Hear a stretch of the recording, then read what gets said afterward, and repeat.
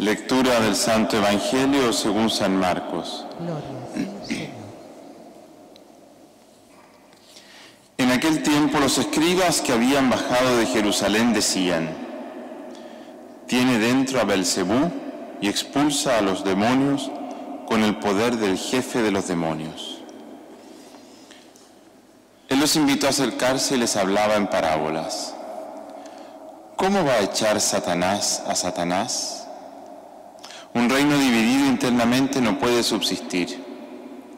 Una familia dividida no puede subsistir. Si Satanás se rebela contra sí mismo para hacerse la guerra, no puede subsistir, está perdido. Nadie puede meterse en casa de un hombre forzudo para arramblar con su ajuar si primero no lo ata. Entonces podrá arramblar con la casa. En verdad os digo, todo se les podrá perdonar a los hombres, los pecados y cualquier blasfemia que digan, pero el que blasfeme contra el Espíritu Santo no tendrá perdón jamás, cargará con su pecado para siempre. Se refería a los que decían que tenía dentro un espíritu inmundo. Palabra del Señor. Señor Jesús.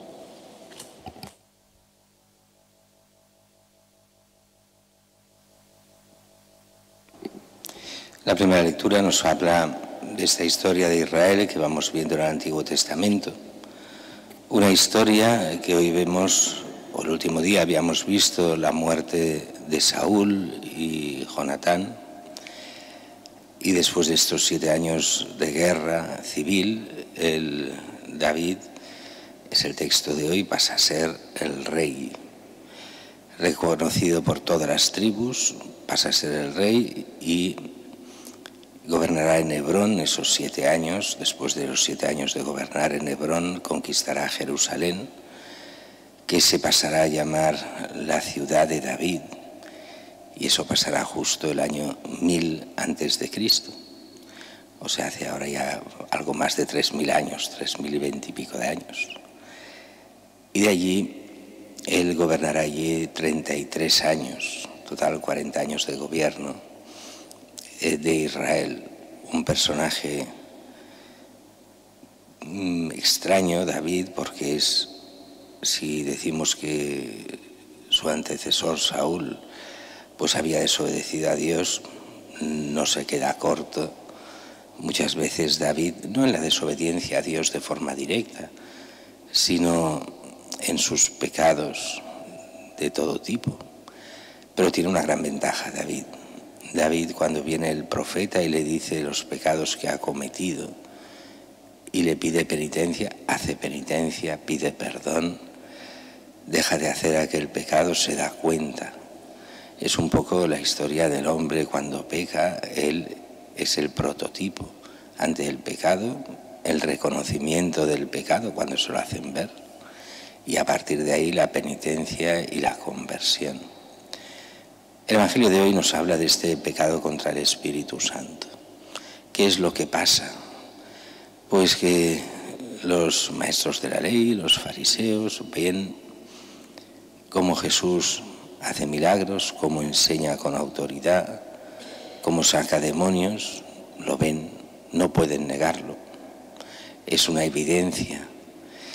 Pero han de ir contra Jesús. Ese es el pecado contra el Espíritu Santo.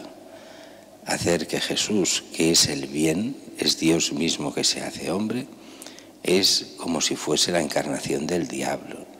Sí, de acuerdo, hace todo eso, pero lo hace porque con el poder de Satanás, con el poder del diablo, con el poder de Belcebú. Y ese es el pecado contra el Espíritu Santo, que no puede ser perdonado. ¿Por qué no puede ser perdonado? Porque es cambiar el mal por el bien y el bien por el mal. Cuando uno al bien le llama mal y al mal le llama bien, es imposible que se convierta. Imposible no hay nada. Pero lo que es lo normal es que esa conversión sea casi imposible. Es el pecado contra el Espíritu Santo. Es la renuncia y el rechazo a aquello que Dios nos quiere dar y nosotros le vamos diciendo que no. Si le decimos que no, ¿cómo nos vamos a convertir? La gracia tendría que hacer horas extras, pero a nivel mundial, para que nosotros nos podamos convertir. Y si nos fijamos, es lo que pasa en el mundo de hoy.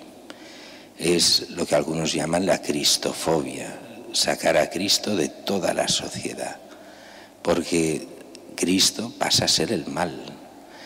Cristo sería, pues, para muchos el recuerdo de dictaduras o el recuerdo de abusos o el recuerdo de mal, mientras que el auténtico bien es lo que ellos llaman libertad, pero que podremos llamar libertinaje, es el seguir todas las ideologías, pero rechazar a Cristo. Eso sería el bien, y es lo que vemos en nuestro mundo hoy. Todos, gracias a Dios, no. La gran mayoría sí, a nivel social, absolutamente. Por eso nosotros volvemos a insistir una y otra vez, no hay más salvación que en Cristo. El buenismo de tantos cristianos no sirve para nada, lo que sirve es anunciar a Cristo y la conversión a Él. Fuera de Él no hay salvación. Él es el único que nos da vida eterna, el único que nos da capacidad para hacer el bien real, el bien que Dios quiere, porque Él es la palabra de Dios, Dios mismo hecho hombre. Y volvamos un momento solo a San Vicente. De San Vicente siempre se habla de lo que es el martirio, y que fue un gran martirio, y todas las persecuciones que tuvo, pero muchas veces se olvidan que él fue el obispo de San Valero. San Valero fue un gran obispo, pero un obispo con un defecto, que era tartamudo, y el obispo delega toda la predicación, el obispo de Zaragoza, precisamente a San Vicente. Y explica la historia que eran como dos almas en una. San Valero, hombre culto y fiel, y San Vicente, en plenísima comunión con el obispo y al servicio de toda la Iglesia. A veces olvidamos que los diáconos no están al servicio de las parroquias, no están al servicio de los curas. La vocación del diácono es servicio al obispo, y es el obispo el que le dirá qué hacer, cómo hacer, y especialmente de cara a la caridad y la predicación. Esas son las misiones principales de lo que han de ser los diáconos, los servidores de la Iglesia, los servidores del obispo, para el bien de toda la Iglesia.